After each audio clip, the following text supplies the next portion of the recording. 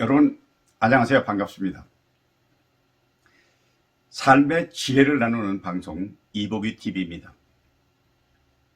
오늘은 방송 주제를 노년의 변화는 왜 필요한가, 이런 주제로 이야기를 하겠습니다.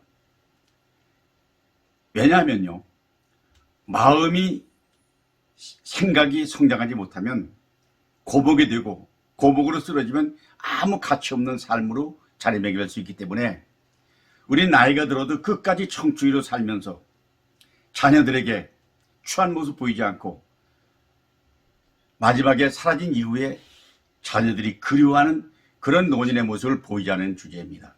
그래서 우리가 가야 할 길이 뭐냐? 우리는 그런 얘기를 많이 합니다.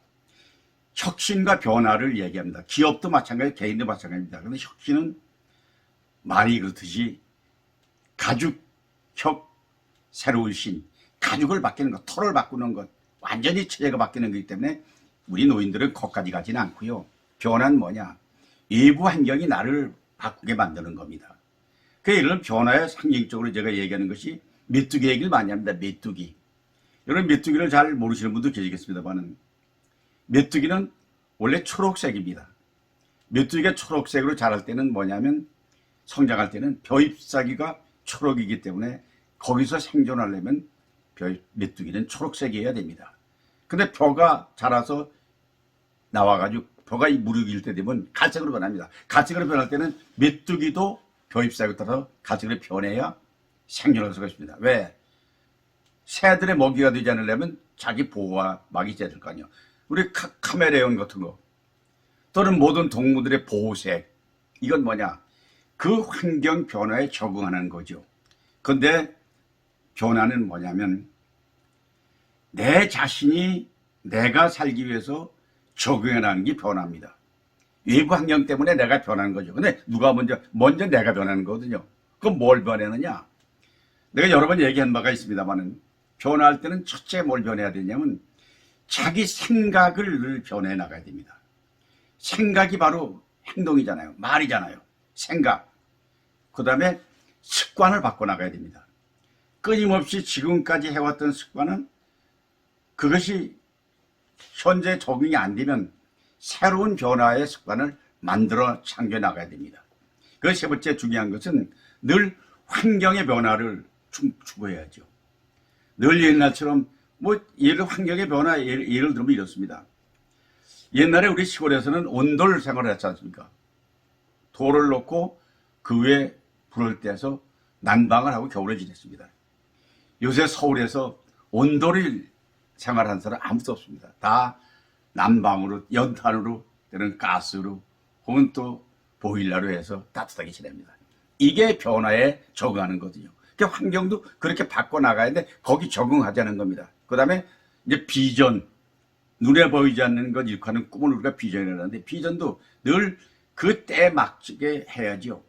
젊어서 가졌던 비전을 지금도 나이 들어서 고집하면 그건 바보 같은 짓입니다.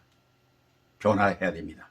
그래서 뭐냐면 변화할 때는요, 먼저 앞서가면 먼저 봅니다. 또 높이 올라가서 보면 멀리 보입니다. 이게 기본입니다.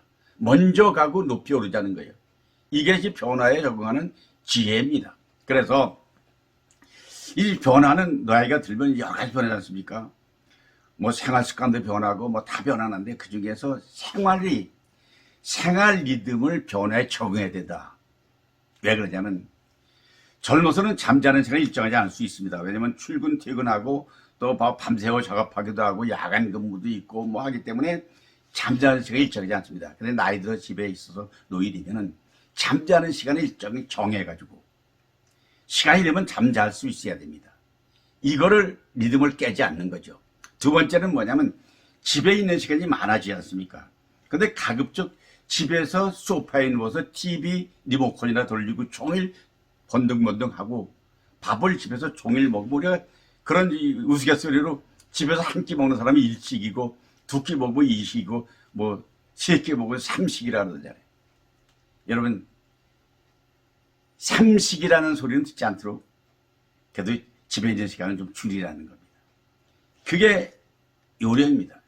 그게 변화에 적응하는 겁니다. 그 다음에 젊어서는 직장 나가다 할 때는 집안일을 할 기회가 별로 없습니다.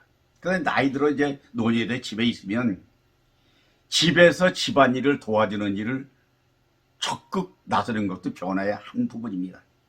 뭐 청소를 해준다거나 아니면 뭐 가벼운 분리수거를 해준다거나 아니면 늘 뭐 집안 아내를 도와준다거나 하는 것, 이런 것도 변화의 한데, 이것도 그냥 뭐 생각나면 해주고 하는 게 아니라 아주 정해가지고 집에서 분리수거는 내 당번이다, 월요일 날은 내가 청소를 한다, 뭐 이런 것을 정해서 하는 것도 변화의 한 단 면목이다, 이렇게 말할 수 있습니다. 그 다음에 네 번째 중요한 건 일주일 단위로다 적어도 한 달을 못하지만 일주일 단위로 주간 활동 계획을 세워가지고 월요일 날은 뭐 외식하는 날이다, 화요일 날은 뭐 친구들 만난다, 수요일 날은 친구 만나가지고 뭐 당구를 한다든가 뭐 골프를 한다거나 뭐 바둑을 돈다거나 이렇게 정한다.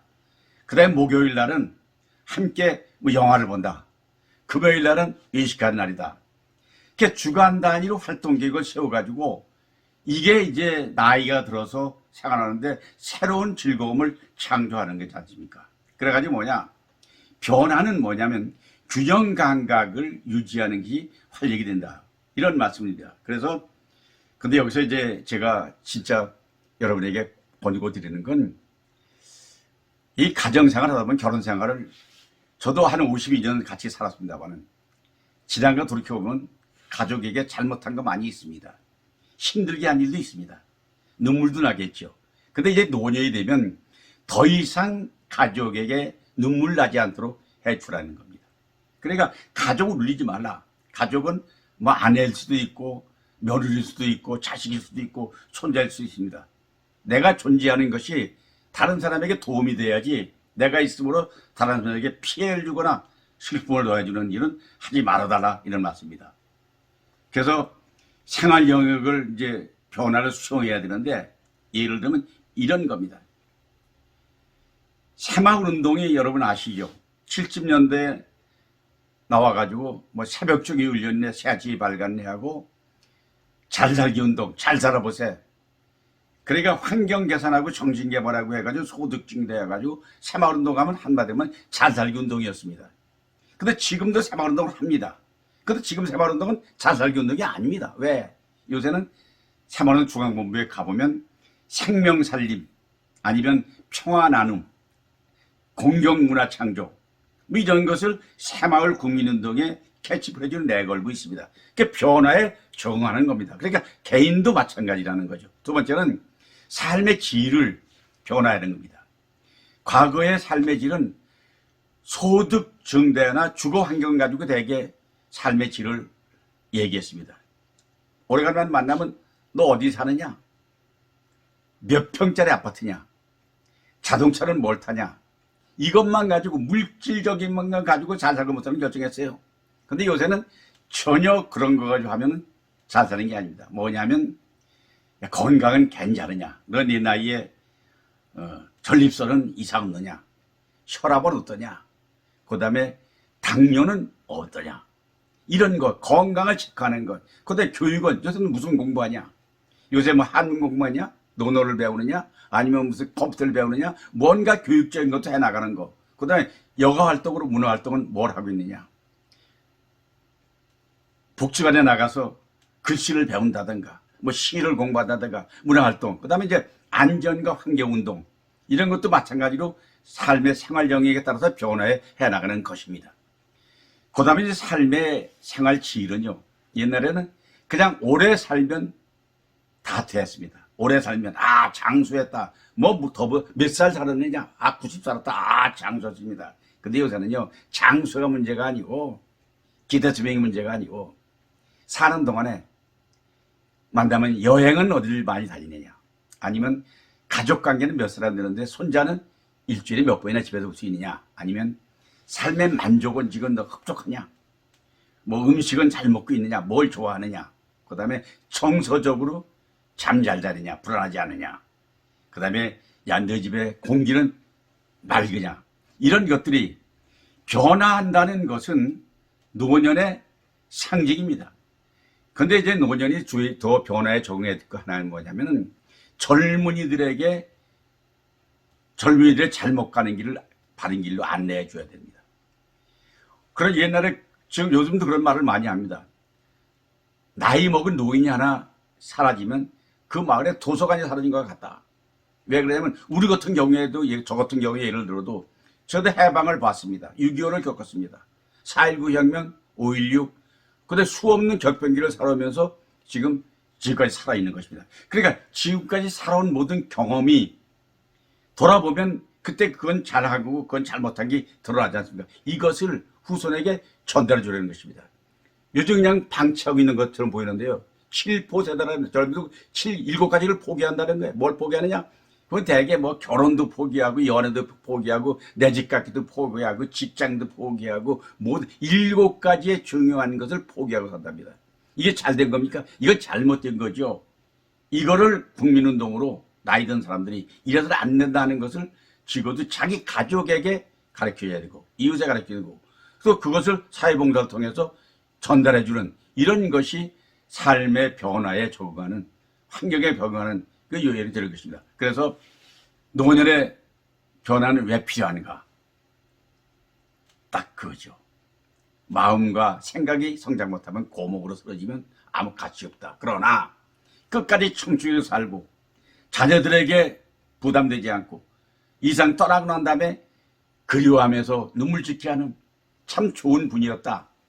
이렇게 하기 위해서는 꼰대 소리 듣지 않게 그 다음에 늘 새로운 변화 여러분 휴대폰 스마트폰도 통해서 유튜브도 보시고 페이스북도 하고 그러고 SNS를 통해서 뭐 여러 가지도 배우고 그 다음에 새로운 문물을 접근하고 하는 것이 변화에 적응하는 필요성인 것입니다.